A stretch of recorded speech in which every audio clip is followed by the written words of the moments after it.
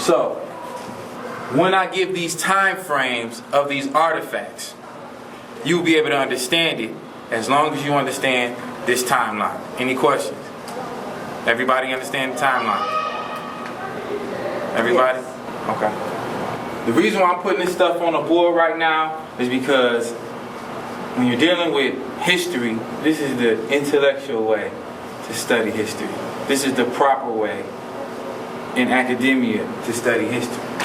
So our history concerning Egyptian civilization is broken down this way. You got the late pre-dynastic period, you have the early dynastic period, okay? You have the old kingdom period,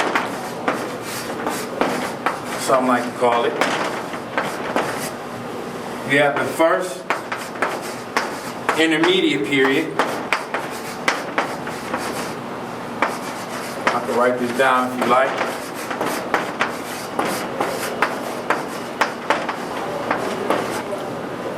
All right, usually this is how the dynastic periods, or the time when the family's rule, is broken down. It goes from late pre-dynastic period to early dynastic period to old kingdom period, etc., all the way down to the Greco-Roman period. And that's around 332 BC when Alexander the Great took over, because there was an interruption in the original people ruling. That interruption was done by the Hyksos people. We discussed that in another lecture. But another invasion that happened that started a whole new trend was the Greco-Roman invasion by Alexander the Great, when he assigned 4 generals to rule in different parts of Africa. They were Greek. And after the Greeks took over, the Romans took over. So it's called the Greco-Roman era.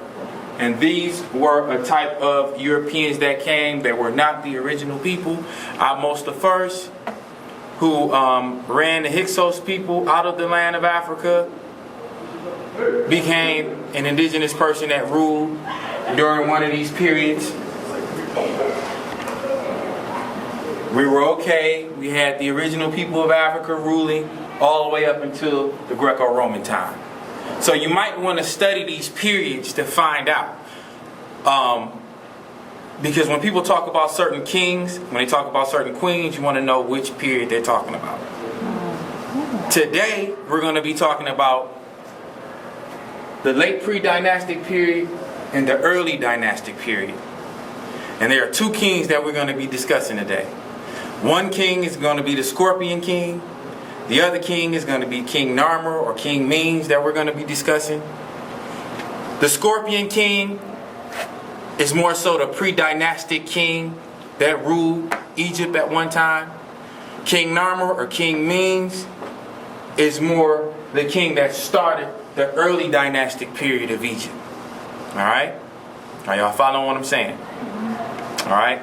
Some people believe that the Scorpion King and King Narmer was the same king. I personally don't believe that, because I personally believe that sometimes Europeans, they try to twist up our history and give us as less credit as possible. So I believe that there were separate kings. All right, and it's a reason why I believe that. And the pedestal that we put the church on in 2012, the church is not, is not hitting the mark. It's not. And people want to know what's up. What's going on? How come we got so many, homosexual preachers? How come we got $10 million churches on every corner, but, the neighborhoods suck? I don't understand it. Right. I mean, for real. How you going to build a $3-4 million church in a neighborhood that's going down? The city need money, but, I can show you some immaculate churches, though. I don't understand that. What's the problem? The problem is we are the only race of people that don't know who we are. Every other race in their religion, it has a piece of their culture. But for some reason in the African American community, we have to eradicate our culture in order to accept a specific religion. And I don't think that's fair. When are we going to have our religion and our history coincide with one another? And that's why I'm teaching this class, because I don't think that's fair. And as long as that conflict remains and you accept the fiction, you're never going to get the answer. But when you learn your history and then you go back and you take a look at religion again, I believe you get a better answer. You get a clearer view of why things are the way they are. Because if you don't know where you've been, you're not going to know where you're going. And that's why I'm teaching this class, because church is not teaching people where they've been. They're giving us a false view about where we are. You see what I'm saying? We are somebody through Jesus Christ. And I don't believe that, because we were somebody before Jesus Christ showed up on the scene. I'm showing you that on this picture right here, that we was kings and we was... All right. Now, I know y'all might be thinking like, why am I showing this European man? But this European man, his name is James Henry Breasted, and he is the author of this book right here that I showed y'all earlier, A History of Egypt. Alright? And his time frame is from August 27th, 1865 to December 2nd, 1935. He was an American archaeologist and historian. After completing his PhD at University of Berlin in 1894, he joined the faculty of the University of Chicago. In 1901, he became director of the Haskell Oriental Museum. In that museum, there are a lot of Egyptian artifacts in that museum. One thing I learned about this man is Rockefeller, the Rockefeller family, actually financed this man to do his research. So he wasn't just some person with a PhD going to do his research. He actually had financial aid to do his research. During his time, he became obsessed with Egypt.